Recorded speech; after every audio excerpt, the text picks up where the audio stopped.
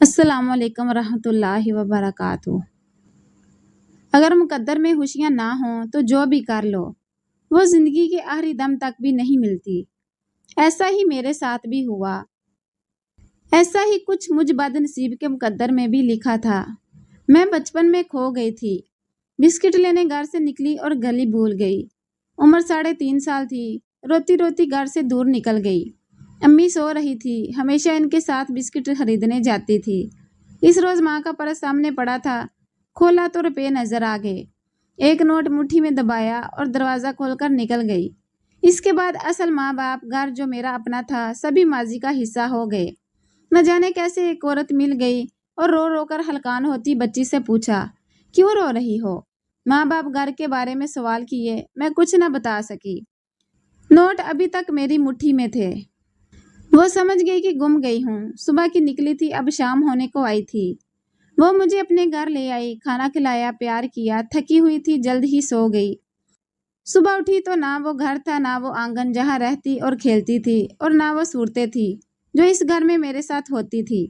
رفتہ رفتہ ماں باپ، بہن بھائی بھلا دیے۔ مجھے اپنے ساتھ لانے والی نے یقیناً میرے باپ کو ڈھونڈا ہوگا۔ میں نے اپنا نام روشی بتایا۔ اصل نام کیا تھا وہ بھی یاد نہ رہا۔ ان نئے لوگوں کے گھر میں گویا میرا دوسرا جنم تھا۔ ان کی 2 بیٹیاں وفات پا گئی تھی، پھر اولاد نہ ہوئی۔ میرا انہیں یوں مل جانا گویا ان کی دعاؤں کا ثمر تھا۔ اگرچہ یہ غریب لوگ تھے مگر مجھے ناز و نام سے پالا۔ جب میں 11 برس کی ہوئی تو امی بیمار رہنے لگی۔ ڈاکٹروں کا علاج جاری تھا مگر ماں کو یہ وہم تھا کہ وہ اب زیادہ نہ جئیں گی۔ یہی مجبوری تھی جس نے مجھے وقت سے پہلے دلہن بننے پر مجبور کر دیا۔ جس ڈاکٹر سے والدہ کے علاج ہو رہا تھا وہاں ایک بڑی عمر کے آدمی آیا کرتے تھے جن کا اپنا چھوٹا سا میڈیکل سٹور تھا۔ وہ دوائیں پہنچانے اسپتال آتے تھے۔ ابا جان سے ان کی سلام دعا ہوئی۔ نام ان کا قمر تھا۔ تب والد صاحب انہی کے میڈیکل سٹور سے دوائیں لینے گئے۔ 1-2 بار میں بھی اماں کے ساتھ ڈاکٹر کے گئی، تبھی قمر نے مجھے دیکھا اور ابا سے بعد میں پوچھا کہ کیا آپ نے اپنی بچی کا رشتہ کرنا ہے؟ ہاں کرنا تو ہے۔ دراصل اس کی ماں کو اس کی بہت فکر ہے مگر میں ابھی اس کو بیاہنا نہیں چاہتا، اس کی عمر بہت چھوٹی ہے۔ ٹھیک ہے، جب بیٹی کا رشتہ کرنے کا خیال ہو مجھے بتانا، میرے پاس ایک اچھا رشتہ موجود ہے۔ والد نے ایک روز قمر کی کہی بات کا امی سے تذکرہ کر دیا۔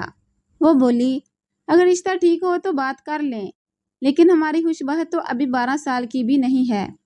نہیں ہے تو کیا ہوا، ہو جائے گی کچھ دنوں میں۔ رشتہ پہلے سے طے کر لینے میں تو کوئی حرج نہیں۔ 2-3 سال تک منگنی رہے گی، پھر شادی کر دینا۔ ابا کو ماں کی یہ بات ٹھیک لگی۔ ایک روز قمر نے پھر سے رشتے کی بات چھیڑ دی تو انہوں نے کہہ دیا کہ رشتہ دکھا دو، پسند آیا تو بات پکی کر لیں گے، اور جب ہماری بیٹی 15 برس کی ہو جائے گی تو شادی کریں گے۔ مجھے منظور ہے، وہ بولے۔ لڑکے کے بارے میں فکر نہ کریں، وہ شریف آدمی ہے، اپنا کاروبار، اپنا مکان اور 3 دکانیں ہیں جو کرائے پر لگی ہوئی ہیں۔ روپے پیسے کی بھی کمی نہیں ہے۔ دراصل میری بیوی بیمار ہے، کافی علاج کروایا، ٹھیک نہیں ہوئی۔ اب ڈاکٹر نے بتایا ہے کہ پتے میں پتھری ہے، آپریشن کرانا پڑے گا، لیکن اس کے لیے کافی رقم درکار ہے۔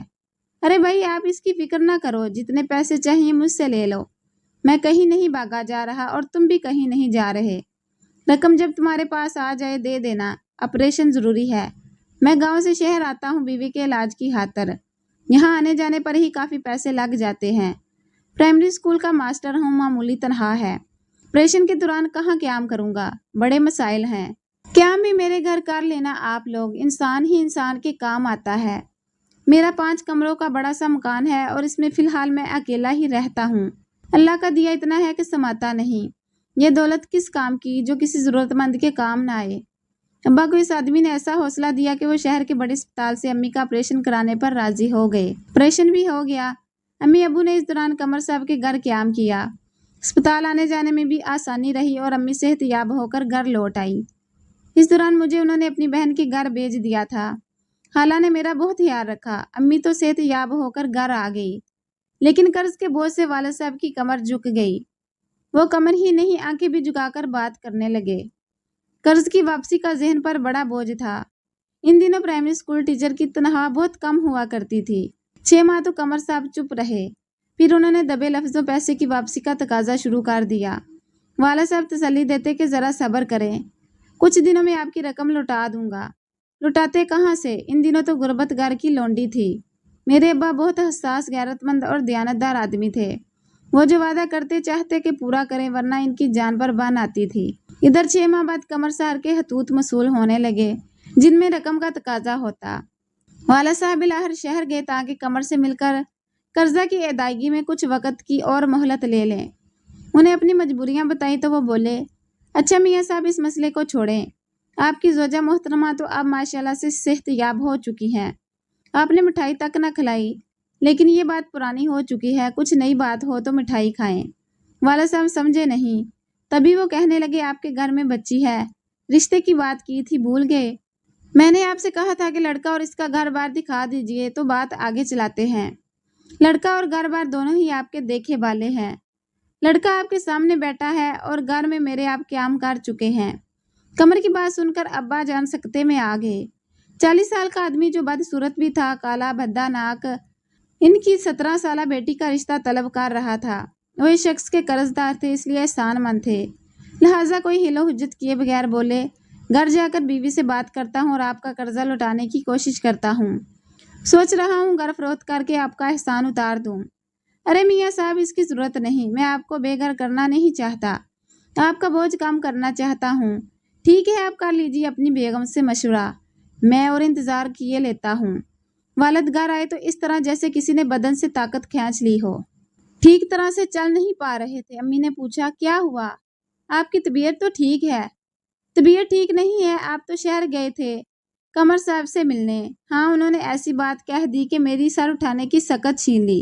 कहा है कि कर्जा वापस करो या बेटी का रिश्ता दे दो। सोच रहा हूँ ये घर बेचकर कर्ज चुकता कर दूँ। कैसी बात करते हो? सर पे छत ना रहे तो क्या दरबदर होना है? हमने बुढ़ापे में बेटा तो पहले ही अल्लाह ने नहीं दिया, घर भी ना रहेगा तो क्या सड़क पर बैठेंगे? इज्जत से रूखी सूखी खाकर भी तो सर छुपाए हुए हैं, और बेटी भी यार ब्याहनी है, आज नहीं तो कल। कमर इतना बुरा नहीं, बस जरा शक्ल दबती है। इसका कारोबार है, रुपया पैसा है, हमारी बेटी ऐश करेगी, और क्या चाहिए? ऐसे रिश्ते किस्मत वालों को मिलते हैं। खानदान में कोई एक आध रिश्ता निकल भी आया तो सभी गरीब लोग हैं। यहाँ भी इस बेचारी ने मुफलिसी देखी और आगे भी यही सुगात जहेज में लेकर जाएगी। अरे मियाँ, कमर को हाँ कहो, कर्जे का बोझ भी ना रहेगा और बेटी भी खुशहाल घर में आबाद हो जाएगी। मैं तो तुमको दाना जानती थी, मगर तुम तो सहत नादान निकले। कमर साहब को हरगिज मायूस ना करना, वो बहुत मेहरबान और शफीक आदमी है, हमारी रानी को बहुत खुश रखेगा।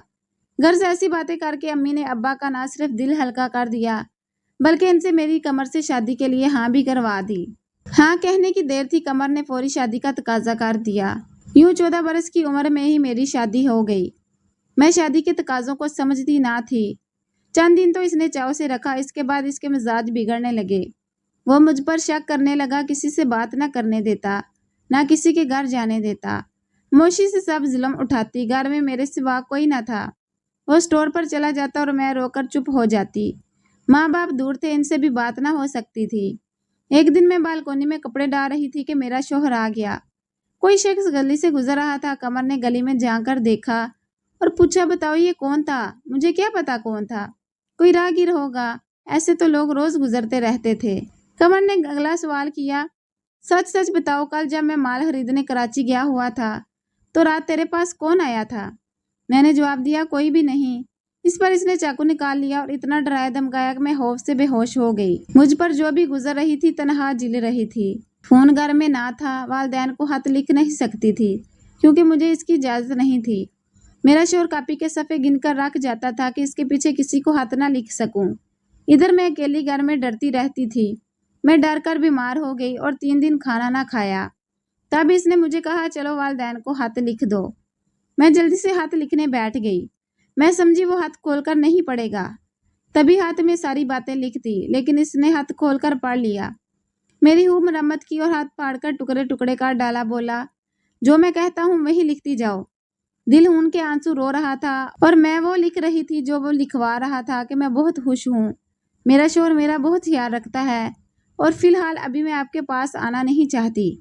खत लिखवा कर वो सो गया। तभी मैं चुपके से उठी और एक पर्चा लिखकर लिफाफे में डाल दिया, जिसमें लिखा था, अब्बा जान जल्द आकर मुझे ले जाइए, मेरी हालत खराब है, बहुत परेशान हूँ। میں نے لفافے کو پھر سے بند کر کے جہاں رکھا تھا وہیں رکھ دیا۔ میرے شوہر نے لفافہ سپرد حق کر ڈالا تو میں نے شکرانے کے نفل پڑھے کہ خیریت گزری، جو اس کو خبر نہ ہوئی۔ اس کے 8 دن بعد ابا جان آ گئے۔ جب انہوں نے گھر میں قدم رکھا تو میں نے لاکھ کوشش کی صبر سے بات کروں، مگر صبر کہاں۔ اس وقت تو مجھے سب دکھ یاد آ گئے اور جی بھر کر روئی۔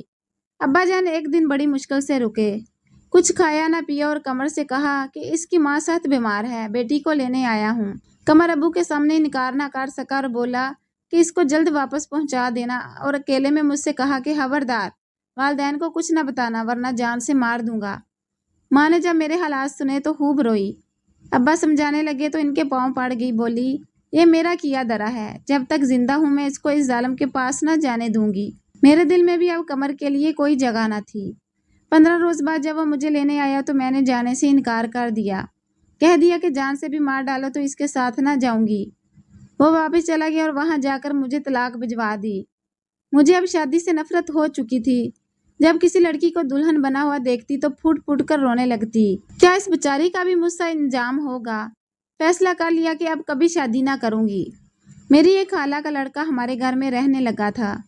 ایک دن وہ ہماری امی کے آگے بہت رویا کہ خوش بخت جیسی لڑکی کے آپ نے بہہ جلا دیے۔ وہ اب طلاق یافتہ بھی ہے تو مجھے قبول ہے۔ اب اگر آپ نے اس کی اور کسی سے شادی کی تو میں آپ کے گھر سے چلا جاؤں گا، آپ کو پھر اکیلے ہی رہنا ہوگا۔ میں نے اس کی ساری باتیں سنی مگر چپ رہی۔ ہمارے گھر حالو کے ایک دوست کا لڑکا زبیر سے ملنے آتا تھا۔ اس کا نام ابراہیم تھا۔ زبیر کی وجہ سے کوئی اس سے پردہ نہیں کرتا تھا۔ ایک دن ابراہیم نے امی سے کہا میں آپ کی بیٹی کو سہارا دینا چاہتا ہوں، بے شک اس سے طلاق ہو گئی ہے مگر اس کو دوبارہ گھر بسانے کا حق ہے۔ امی یہ سن کر چپ ہوئی کیونکہ جانتی تھی کہ ابراہیم کی منگنی ہو چکی ہے۔ انہی دنوں زبیر کی امی خالہ بانو ہمارے گھر آ گئی اور انہوں نے امی کو رضامند کر لیا۔ خالہ بھی غریب تھی لہٰذا کسی نے زیور جوڑوں وغیرہ کا مطالبہ نہیں کیا۔ 4 دن میں میری شادی کی تیاری ہو گئی۔ جس دن میری شادی تھی ابراہیم آ گیا۔ امی سے شکایت کی کہ میں نے خوش بخت کا رشتہ مانگا تھا اور آپ نے میرے آنے کا انتظار بھی نہ کیا۔ میں آپ کو بتا کر گیا تھا کہ صرف 15 دن کے لیے دبئی جا رہا ہوں۔ مجھ میں کیا کمی تھی؟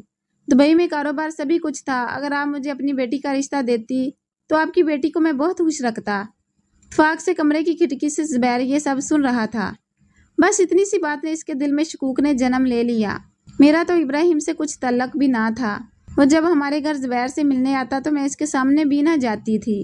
اس نے غالباً میری داستان سن رکھی ہوگی اور ہمدردی میں رشتہ مانگ لیا ہوگا، لیکن میری زندگی میں تو سیاہی بھر گئی۔